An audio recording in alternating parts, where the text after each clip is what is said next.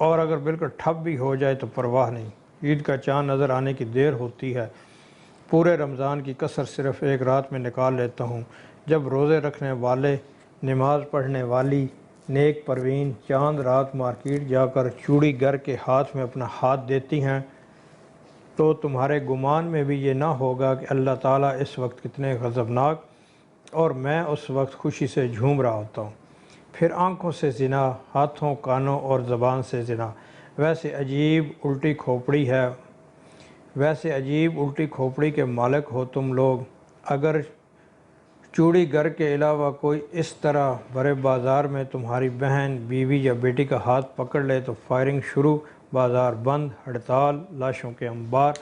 مگر اس وقت تمہاری غیرت نہیں جاگتی۔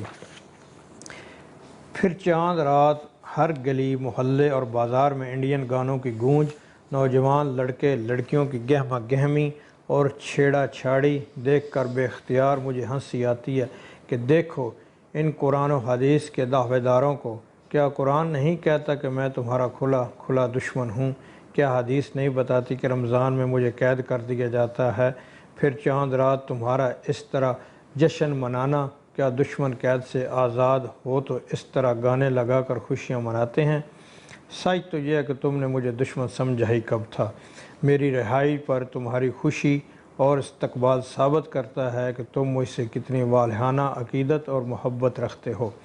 رہا عید الفطر والا دن تو ظہر کے وقت میرے کارندے تمام مساجد کے باہر سیٹیاں بجاتے گنگناتے رہے ہوتے ہیں، سب اڑ گئے نے فصلی بٹیرے تے اج اساں رج نچنا۔ سناؤ کیسا بدل لیا رمضان کی قید کا؟ کہاں گئی ٹوپی، تسبیح، مسواک، نماز، روزہ، اعتکاف؟ مسجدیں اسی دن ویران۔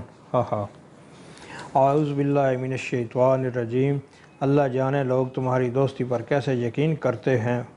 تمہارے تو ایک ایک لفظ سے انسان دشمن کی بو آ رہی ہے۔ رکو جملہ درست کرو۔ تنزیہ مسکراتے ہوئے، انسان دشمنی نہیں، مسلمان دشمنی۔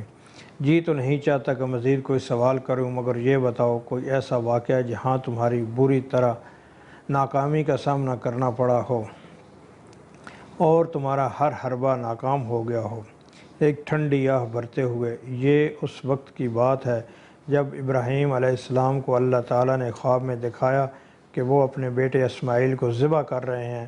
ابراہیم نے اپنے بیٹے سے کہا، بیٹا میں نے خواب میں دیکھا کہ میں تمہیں ذبح کر رہا ہوں، تمہاری کیا رائے ہے؟ بیٹے نے جواب دیا، اے ابا جان وہی کیجیے گا جس کا آپ کو اللہ تعالیٰ نے حکم دیا ہے۔ اگر اللہ نے چاہا تو آپ مجھے ضرور صبر کرنے والوں میں پائیں گے۔ دونوں باپ بیٹا تڑکے تڑکے گھر سے نکلے۔ بیٹا اپنی جوانی، اپنا حسن، اپنی امیدوں اور امنگوں کی دنیا قربان کرنے کے لیے خوشی خوشی جا رہا تھا، اور باپ اپنی 100 سالہ دعاؤں کا ثمر، اپنے لخت جگر اور نور نظر کو قربان کرنے جا رہا تھا۔ میں نے سوچا، ابراہیم تو نے مجھے ہر قدم پر ذکر پہنچائی ہے، اگر آج تیرا بنا بنایا کھیل نہ بگاڑ دوں تو میرا نام ابلیس نہیں۔ میں دوڑتا ہوا ان کے گھر پہنچا۔ حضرت حاجرہ تشریف فرما تھی۔ پوچھا، میاں جی کہاں ہیں اور ننھا اسماعیل نظر نہیں آ رہا؟ حاجرہ نے بتایا کہ دونوں باپ سیر و تفریح کرنے کے لیے گئے ہیں۔ میں نے کہا، نہیں تم دھوکے میں ہو، آج ابراہیم تیرے بچے کو ذبح کرنے گیا ہے، دوڑو اور فوراً اپنے بچوں کو بازو سے پکڑ لو، ورنہ چند لمحوں بعد اس کی لاش تمہارے سامنے ہوگی۔ کہنے لگی، کبھی باپ بھی اپنے بیٹے کو قتل کرتا ہے، اور پھر ابراہیم علیہ السلام جیسا باپ، وہ تو اپنے بیٹے سے بڑا پیار کرتے ہیں۔ تم جھوٹ بک رہے ہو، دفع ہو جاؤ یہاں سے۔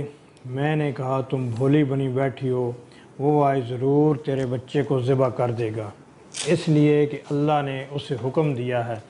اللہ کا نام سنتے ہی حاجرہ نے کہا، اگر اللہ تعالیٰ کا حکم ہے تو مجھے کوئی اعتراض نہیں۔ یہ تو ایک اسماعیل ہے، اگر 1000 اسماعیل ہوں تب بھی اللہ سبحانہ و تعالیٰ کے ایک اشارے پر قربان کر دوں۔